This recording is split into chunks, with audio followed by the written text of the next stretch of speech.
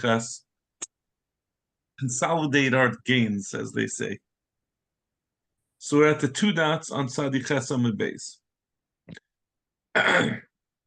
Referring back to the Mishnah, the Mishnah says Ze'oi She'ula, 4 lines from the top. Ze'oi Meshula v'Ze'oi Meschura, Yeshava Soicha Sheshchura Meis.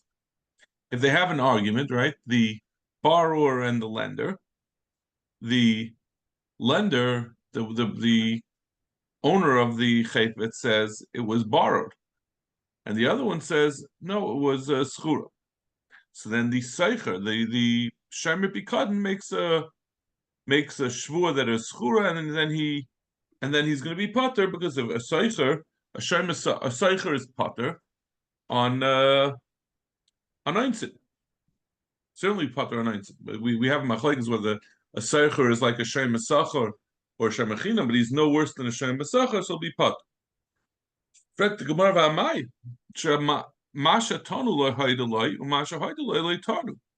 Gemara says that this disagreement, right? If we go back to the Mishnah,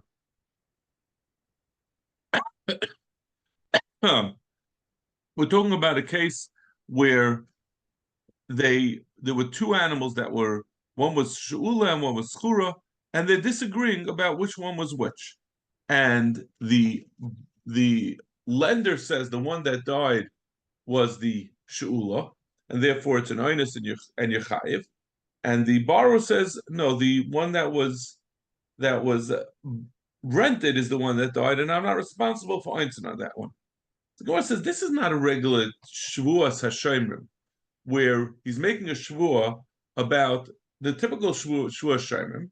Let's say someone's a shemer chinam, and he says it died with a gneva aveda or eins, and he makes a shvua that I wasn't shalach bayad, and that there was no pshia. That's a typical shvua. But over here, the shvua is about which is which animal is which. So, what shvua is he being? What shvua exactly is he being chayiv on? So there's no moed b'mixus here. The Shimer is saying, you're saying that the animal that died is your borrowed animal. I'm disagreeing with that. It's not true.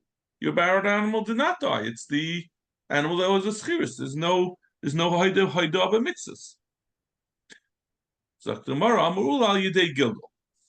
The reason why he has to swear is because of the gigol shvua. The amalei shtabeli ezemias the kedarka mesa.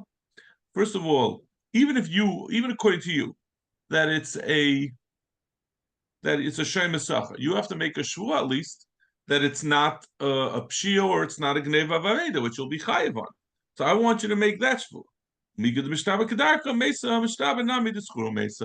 make him megalgal shvua. He'll make a typical shvua shayrim that even if what the seicher, the shemer sacher is saying is true, that the shemer is saying that that he was a shemer sacher, you still have to make a shvua. And once you make that shvua, be megalgal also a shvua that this one that died is taka, the one that you were a seicher on, that you rented, and not the one that you borrowed. The Gemara continues. This is the last case of the Mishnah, where again there was a question: two animals died, and we don't know. It could be really 2 days, but essentially they don't know whether the one that died was a shayl or a seicha. Was he a shayl or a seicha? And they both don't know. So we say yichalkin. So Gemara mani sumchus yidam and mamna b'safek chalkin. This is the sheet of sumchus that we make that we are machalik something that's mutal b'safek. Boy Rabba b'mam. Rabba asks a series of questions that are gebayt on imtim tzalaimus. So the first question is, Sha'al b'bailim, if someone rented, Ruvain rented from Shimon, and at the time that he rented from Shimon, he borrowed from Shimon, he also had Shimon working with him. So really, it would be potter for anything that happens to the animal because of the tour of Baal Avima. And Sachra Shaloi b'bailim. But then, let's say he borrowed it. I want to borrow your cow for 30 days. and during that time, Shimon was also working for Reuven. So during the time of the she'ela, of the borrowing, it was she'ela b'vaylim. But then he says at the end of the 30 days, now I want to make a schirus. I want to rent the cow. And at that point, Shimon is no longer working for Reuven. So shala b'vaylim, sachar shaloi b'vaylim. First, there was a period of she'ela, which was together with the b'vaylim, and then there was a period of schirus without the b'vaylim. Mao, what do we say? Mi amrin she'ela l'chuda kaima, u'schirus l'chuda kaima. Do we say we look at it as two separate things? The she'ela was over, and now it starts a period of schirus, and the schirus is not b'vaylim, and therefore it's not going to have a tour of b'vaylavim. Oidilma schirus b'she'ela meishach shaychi. Or do we say that schirus is, in a certain sense, a hemshech, a continuation of the early she'ela? In what sense? The hamachaya b'gneva v'areda. A she'ela is only has more, is chayiv on more than a shemisach. A she'ela is also chayiv on einsim, but when he's downgrading, when he's going from being a she'el to being a shemisacha, the borrower, the shemer, is not losing any responsibility. He's what's happening. All that's happening is he's staying with the same responsibility of being mechuyev on gneva veda. He's just making it that what he's responsible for is a little bit more limited, but it's essentially the same. He has the same. He has whatever responsibility he has is not a new responsibility. The chiyuv of gneva veda was there before. Now he's just potter from mindset, but he's still chayiv for the gneva veda. So do we say the same chiyuv of gneva veda that existed while he was a shayil still exists when he's a shem sacher, and therefore the din of baal of imay that started while he was a shayil continues even when he becomes a shem sacher, because it's just a continuation of his chiyuv al gneva veda, and therefore the tour of baal of imay also continues. Then the Gemara asks on that. Imtim Salim, if you'll say Schira b'Sheila Meshach Shaykh, if you'll say that Eina Chanabi, that's the case. It was first a Sheila and then a Schiras, that the Schiras remains. Sachar of Bailam Shalosh Shalai Bailam Mal. What if it was the other way around? That at first he was a Seicher and then he became a Shayl. Do we say Sheila b'Schiras Vade Le Shaykh? Do we say since the Sheila now adds on an extra Chiyuv? Before he was only mechuyev for gneva veda. Now he's also chayiv for einsin. So then the shmira is obviously a new shmira because it has additional responsibilities. So you can't say additionally that the Torah of Baal of Imai remains from when he was a seicher from the schiras, because it's a it's not a continuation. It has a different din. Oidilma, what do we say? Even the shaycha b'mixes command the shaycha b'kuladam. No, since to a certain extent it is a continuation. Before he was mechuyev in gneva vaveda, and now in addition to being chayiv in gneva vaveda, he's also chayiv in einstein. So at least the gneva vaveda part is still a continuation, and therefore the schirus of bailam also remains, and therefore will be part. Zektima intim salom and loyamrin. Even if you'll say that we don't say keeping the shaycha mixes command the shaycha b'kuladam, that we wouldn't go so far as to say since it is a partial continuation of the responsibilities legabi gneva vaveda, even though it's not legabi einsin. So therefore it's not considered continuation, and therefore the baal of imay from the beginning is not continued. The p'tur of baal of imay doesn't continue. What about this case? Sha'al b'bailam.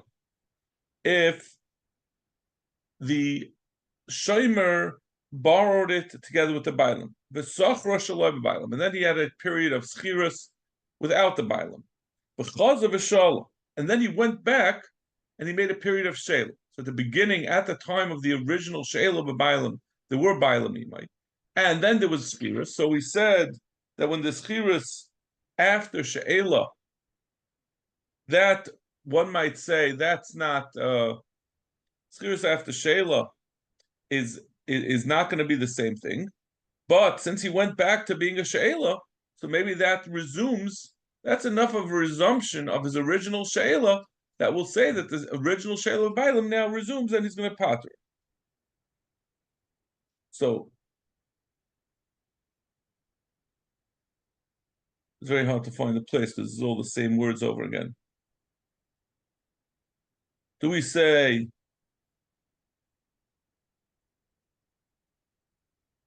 Imtim Salam I mean keeping the Shaykha makes his command the Shaykha B'Kul Adami Sheila Ba'ila V'Sacha Shalai Ba'ila V'Chazar Sheila Mi Mao Hadar Ashila Sheila Duchter. Do we say that the Sheila returns to its place and therefore will be considered a Sheila Ba'ila again? Idilma Afsika Lo Schiris Beini Beini. Do we say the Schiris is mafsik in between? Then the Gemara continues. What if it's the other way around? That means, even if you'll say that if that's the case, that if you say that when there is only a schirus, the previous question was where he was first a shayl and then he was a seicher. So therefore, it was only a chiyuv of gneva v'aveda in the beginning, and that's still that chiyuv of gneva v'aveda that was there when he was a shayl is still there as a schirus. So it's less of a chiddush in the case where it was first a shayl and then a schirus. So if you have on top of that a shayl at the end, so it goes back. Maybe there it goes back to the doctor. What about where it's the other way around, where it was first a schirus and then a shayla? So where, in that case, you're going from a smaller chiyuv to a bigger chiyuv. So you can't say it's leaving in place what was there. So you have to come on to the chiddush that we said before of this, the mixus shmira, the mixus shayla remains.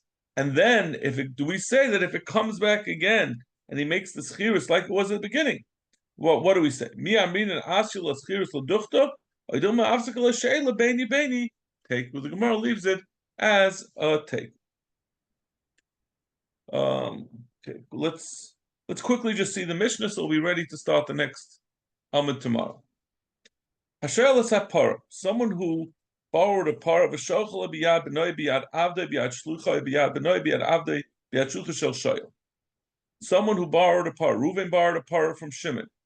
And Shimon sent it to Ruvain in the hands of his own son, or his hands of his Eved, or in the hands of his own Shliach, or in the hands of the son, or the Eved, or the Shlichus of the Shayl, or the Shliach of the Shayl.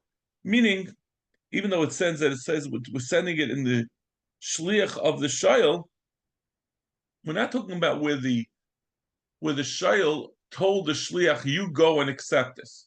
Or where he told the mishaleach, the person who's lending the para, that you send it with my shliach, but rather the lender took it upon himself. So we say in that case, the borrower, the shimer, did not accept upon himself that it should be in his reshus, that if something happens to him on the way, he's responsible. This is all the initiative of the lender, and therefore the shayl does not become responsible. However,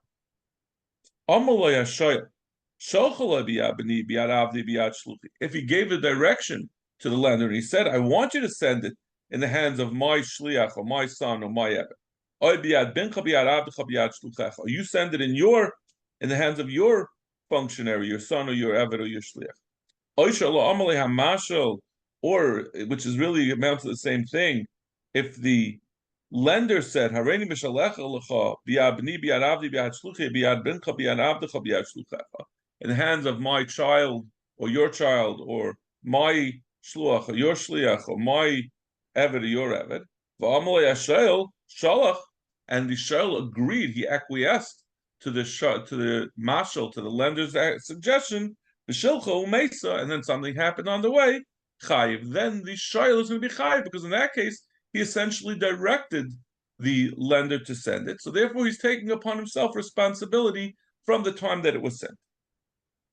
And the same then will apply that if the shayl, the person who borrows it, sends it back, if it's going to be still the responsibility of the shayl, of the shimer, until it gets back to the lender. Since he sent it, he intended that it should be sent that way.